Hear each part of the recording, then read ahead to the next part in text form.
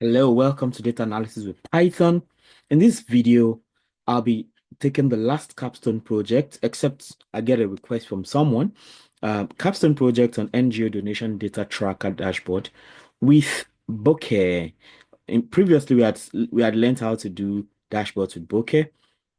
And Bokeh is more like the web thing. Plotly can do web stuff too, right? But Bokeh is particularly, it gives you whatever you want to get as a web kind of thing.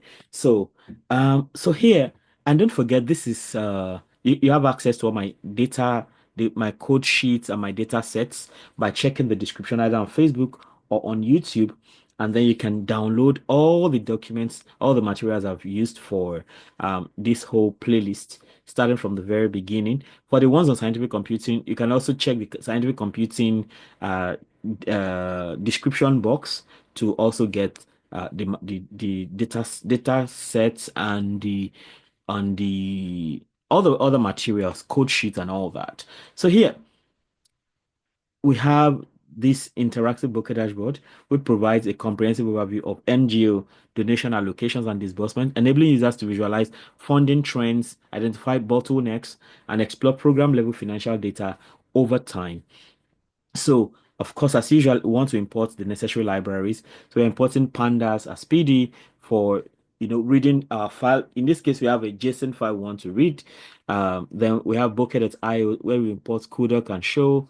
That will help us show our dashboard at the end of the day. We have the layout for column and row. We have the Bokeh.models, where we can import column data source, data table, table column, date formatter, selector group, data range slider, and hover tool.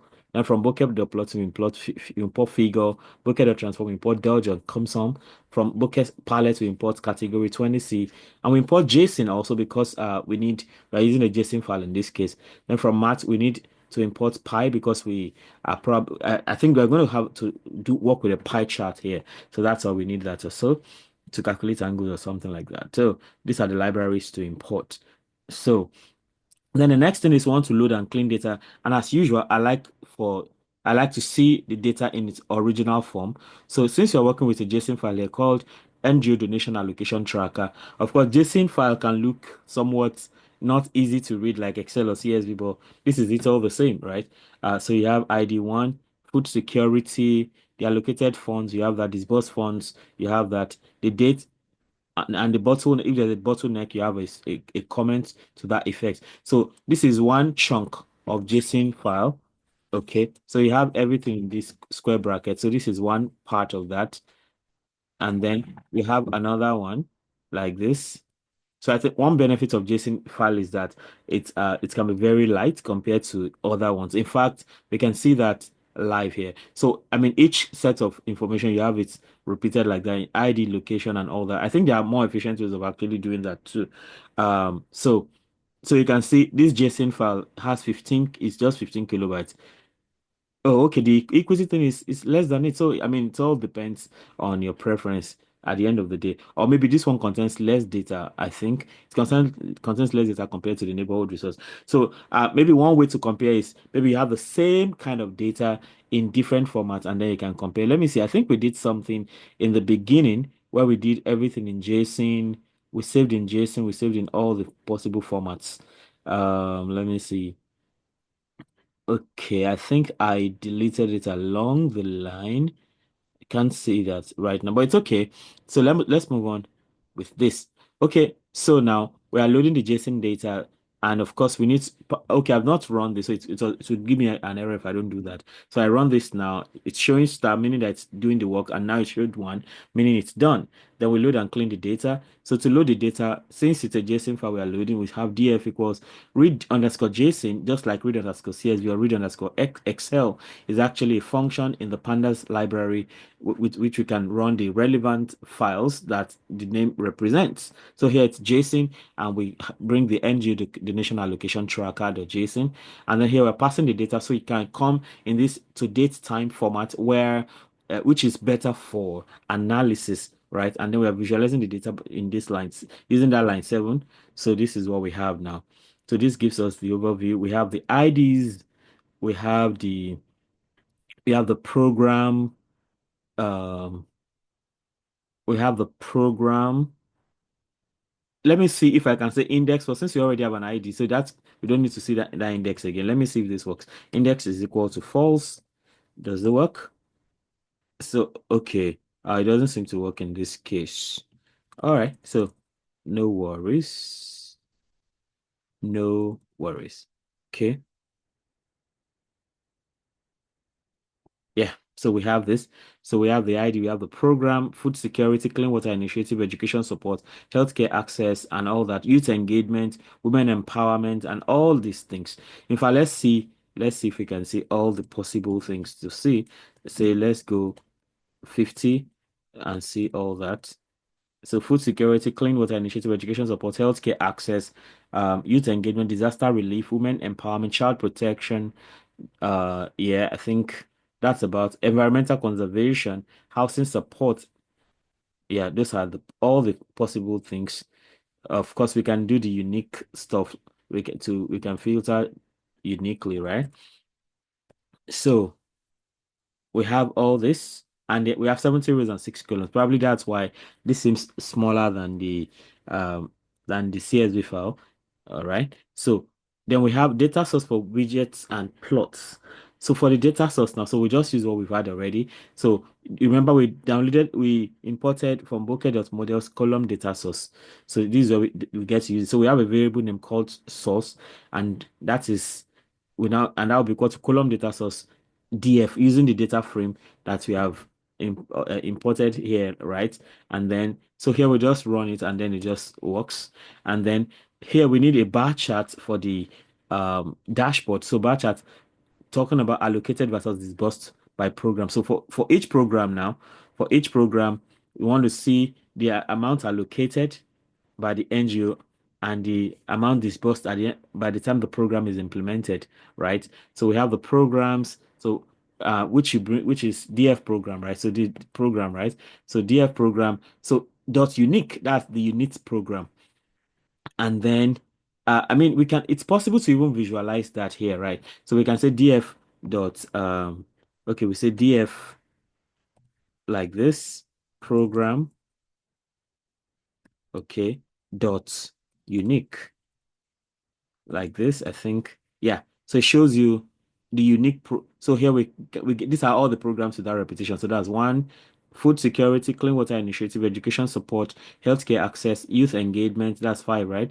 Disaster relief, six, women empowerment, seven, child protection, eight, environmental conservation, nine, housing support, 10. So these are 10 programs that are being run in that place.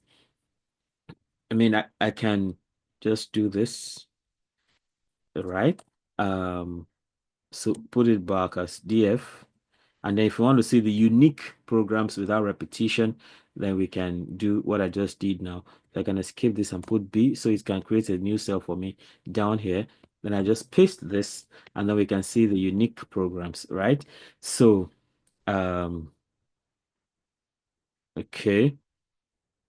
Can I do, I think that I saw something like to list, right? Let's see what to list does also.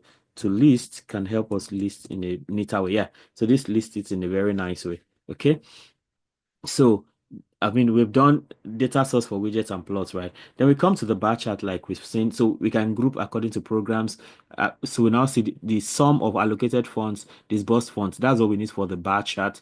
We get the sum and then we reset the index. So for the bar source now, we already have an original source, which is source column data source DF. So here now for the bar source, we want to use this grouped data, and then the bar we call, in Bokeh we call graphs out to one. So bar, which is variable name, is now figure. X range is programs. Height is 300 titled, allocated versus diverse funds for program. Toolbar location is none, tools and all that. So bar.vbar. So the bar, all these things you've called now. So the vbar now, X is Dodge program minus 0.5 range, the allocated funds with 0.3 source bar, source color, and all that. So we do another one again. So for the first bar and for another bar, so 0.15 disbursed funds. You can see the colors are different, so we can distinguish between allocated versus disbursed. So the first one is allocated, the other one is disbursed. All right, using the same characteristics, right? So then you now have the bar, X grid line color none, bar Y range start 0, X bar. So these are things you can change. So you now have pi over 4 now. Major label orientation. So you want it to be pi over 4 is that 45 degrees? I think that's 45 degrees or something. Because 360, 2 pi is 360, pi is 180, divided by 2 is 90. Yeah, that's 45 degrees. So bar legend location is at the top left. You can change it to bottom right or whatever you want to do. Top left, right, is what we have here. So I run this. Okay, so this is done. No result yet because we have not called the dashboard. Then we also need to do line chart. So we are doing a bar what's that now? We are doing a bar chart already. Then we are doing a line chart. To do the line chart, so you now have a variable name called time underscore data frame. So you now group by date. So df dot group by date of disbursed fund, the sum of disbursed funds according to the dates. And you set the index. So the time source is now column data source time underscore df. So this time underscore df is what you're now using as your time source now. So you now want to do a line chart. So you get the characteristics. So line equals figure height 300 x-axis date time title disbursed funds over time. So you now have line dot line. So this line now dot the actual line function inside Bokeh that is going to do the job. So the x-axis is date, the y-axis is disbursed funds in USD, and the source is time source, and the line weight is 2. You can change it to anything else you want to change it to. Then you also have line dot circle. So you need circle like that. So you have X date, Y disbursed funds, source time. You have all of that. So you run that also to commit. Now this is giving us an error message, but this kind of error is not a problem. It's telling you about Bokeh depreciation warning. So it means deprecation warning. So it means that in the future this is no longer going to work. All right. But for now it works, right? So method with size value was deprecated in Bokeh 3.40 and be removed. So it is that size value thing that is going to be dealt with later. So, but it's fine. We are good for this. So for pie chart now. So we want pie chart for allocation by program. So which of the programs gets the biggest share of funding of allocation? So we have the pie data. So you grouped the group. What's a group now? You copy that. So you have pie data angle. So you have the pie data allocated fund for each one, whereby uh, allocated funds dot sum multiplied by 2 pi. That gives you the sector, the angle of the pie chart that corresponds with each allocated fund, right? Then you have the pie data, the color. So you have category 20 say line. So that gives you the color scheme for the pie chart. Then for the pie source, now you just have column data source pie data. So the grouped data, and then we now have we have pi is figure. So you get the characteristics of the pie chart now. So pi figure height 300 title allocation distribution toolbar location none tools hover. So you can hover over the pie chart to get some values. Tool tips you have at program allocated fund X range -5 -0.5 to 1.0. You can change that to say -1 to 1 if you like, whatever you want. Then you now have pi dot wedge x is 0, y is 1, radius 0.2. So this is the radius of the pie chart. You can resize this, you can make it bigger, you can make it smaller, especially depending on the kind of space you have. So comes from you have the angle, include 0 through.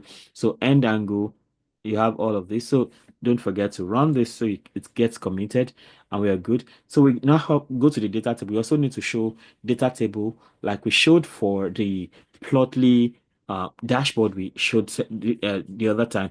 So you want to see donation by donation, program by program, like that. So you have columns, table column field ID, first one. Second one, you have the program. Third, you have allocated funds with the title. You have disbursed fund, you have the dates. So for matter, you have the date for matter in this case instead of the passing. Okay, I think we already did the passing in this place too. Table column, the bottleneck, if there's going to be bottleneck. Then finally, you have the data table equals data table source equals source, column equal columns, width is 1000, height is 250. You can change all of this.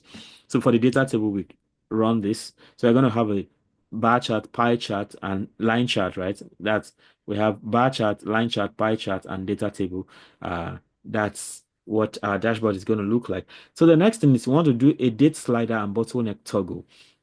So uh so for date slider now we have date range slider. I think this is one function we had imported before, or we can call it a module. And the title is date range, and the start date that starts with the minimum date and it ends with the maximum date. And the value is the date like that, minimum to maximum. Then the bottleneck toggle, so it only shows bottlenecks. We don't care about any other thing. So, okay, like we only want to see the bottlenecks because that's what we are interested in. So this is what we're doing now. So I just run this and then it's done. Then we now have to filter the data now. So we have to filter data. You define the function update. You have the start date to end date, date underscore slider dot value as date time. So you filter according to date like that. If bottleneck toggle active, you do all that filtering. Source that data you have the filtered. So update bar and pie chart. So you filter data like that before you do your bar and pie chart. You also have the time series. You have the time filtered dot group by date and all that. Then you have the slider and all of this on. So we run this. So it's done. So the next thing we want to do is to want to do the okay, let me see. So we do the layout, dashboard layouts. So this is where you now put everything together for the layout. So you have layout equals column. So the first column you have the row. So you have the bar chart and the pie chart together in the first row. In the next column, I mean the next row now, you have the line chart. And then after that, you have the data in the same row, you have the date slider and the bottleneck toggle, and then you have the data table finally, and do all of this. We run this again. So finally, we need to show the dashboard. I think I mistakenly deleted something about no worries. Oh, okay, it's still there. Interesting. Oh, okay, I thought all of that was gone. Okay, good. So we have this now. So to show the dashboard, you just need to say show.layout. Don't forget this is Bokeh and it will open as another web page by the time this is run. So I just come here, everything seems set. So I just run this. So it shows some error, right? But it still gives me the dashboard because there are better ways of doing it actually. So you see now we have in the first row, we have the bar chart. So it shows that youth engagement carries the biggest one. So these people are really understanding that the future is about the youth, right? So the highest allocation goes to the youth and the highest disbursement also goes to the youths, right? And then followed by, I think that should be like housing support. The highest allocation is to housing support, but the disbursements are lower than the allocations, right? Based maybe you over budgeted or something like that. But for food security, all the amount budgeted was spent. So you can see all of this. So education support had the smallest value, and so on and so forth. So you may want to dig deeper into all of this. Then for the allocation distribution now, so you can see, of course, from this bar chart, we already have an idea. So the biggest sector, I think, belongs to what's that now? Youth engagement. Youth engagement. Oh, we're unable to see all of that here. Interesting. Um, I guess we need to be able to see that. I guess we need to increase the height of the pie chart. Pie chart. I want to believe. Where's the pie chart again? So we may need to do something about that so we can see everything we need to see. Pie chart. This for the pie chart. So what's the height again? The height is 300. Uh, I don't know. Can we change it to 400? Does that work? So in that case, I have to run everything from the beginning because I've discovered if I don't do that, uh, we don't get the results we need to get. Okay, so just to open another one. Good. Now, good. Exactly. This is exactly what I want. So it's longer now, so we can see everything. So youth engagement, of course, has the highest sector. In fact, we can hover over it and see. So youth engagement has the highest. So again, I think I can also work on the height on the radius now. Since we have the height is bigger now, so we can make the radius like 0.3. Then I run from the very beginning again, run all cells and then it opens another one. Good. So now, yeah, so this is bigger now, trying to match all that.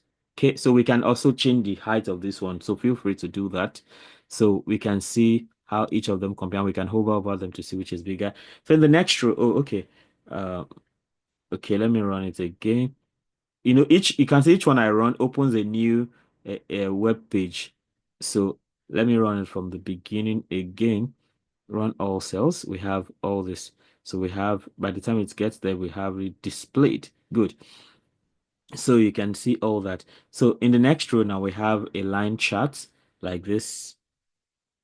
we have a line chart which shows how the disbursement is going. So it looks like the biggest disbursement comes around July 2024. So it reaches a peak around July. Maybe that's the height of activities, probably because it is summertime or something like that. So we have some that areas of low activity, low funding, and all that. All right. So now we can also have the data table where you see, okay, food security, allocated fund, disbursed fund, and all that, one after the other, based on the ID of the funding, like that. So we can see all the tables that way. So you see, we also have a slider here. So this slider is before it was for everything. Now we have reduced it to what does this really do? Show only bottlenecks. So you see only bottlenecks. Anywhere we don't have bottlenecks, we don't worry. So possible bottlenecks are technology failure, insufficient staff, government approval, funding shortfall, delayed procurement, logistic issues, and all those things like that, right? So yeah, and that's how that has been. Let me know how helpful this is for you. Okay, well, I also need to talk about a better way to run the app, just like I did for Plotly. So you can use Bokeh app to launch as a server app. So this is recommended for interactive dashboards with real-time Python callbacks. So you can save code in a file, e.g., ngo dashboard.py, save as a Python file, right? Which can be done from even Jupyter Notebook. So you can then run the dashboard using Bokeh serve dash dash show ngo dashboard.py from the terminal, I'm sure. Then this launches a Bokeh server that can process Python callbacks and automatically open the app in your browser. No need to output file or show in your script if you're using Bokeh server. So in Jupyter Notebook now, you see I use this show here. So this show in this output input 12, I used show. But if you're doing it this other way, you don't need to use the show thing. All right. But I mean, this is a general background to what you can do with this. All right. So let me know how helpful this is for you, and if there's a kind of data set you like me to work with. Otherwise, this should be the last video on data analysis with Python. After now, I should be going to SQL or SQL with Python. You're talking about SQL Lite. So I'll take us through the idea of databases, and we'll go gradually until we go very advanced. So watch out for that. It promises to be a nice time. As usual, all my code sheets will be available through the description box. Right, you can get the code sheet there, and of course the data sets I'll be using. And in the case of SQL, we're talking about databases. Okay. So, if you have subscribed to the channel, of course, you're having a nice time already. If you have not subscribed, go ahead and subscribe, and be sure to click the this hit the notification bell so you can always get alerted every time a new video is released. Be sure also to like and share so that more people can have access to this great content I have going on here. Till I come your way again, keep doing data right. Bye.